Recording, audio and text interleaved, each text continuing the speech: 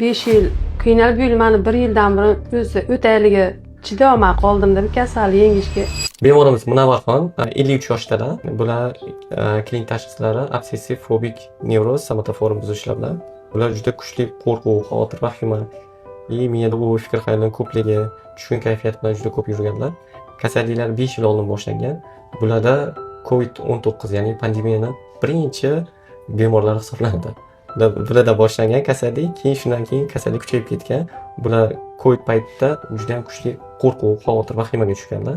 Post COVID sindromi ham bor bularda. Vahima, qo'rquv yomon bo'lganda, kuchli bo'lgan.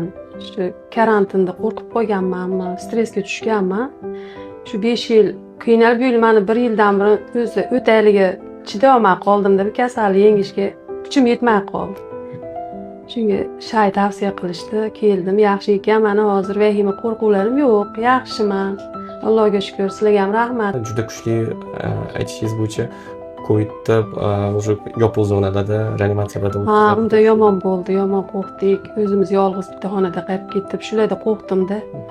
Kuchli qo'rquv bo'lgani uchun shunaqa kasal bo'lib qoldim. Xudo xolasa, lichinadagi ancha yaxshi bo'lasiz. Yaxshi. Qo'rquv, xavotir, vahimalaringiz yo'qoladi. Yo'q, yaxshi hozir, ancha yaxshi.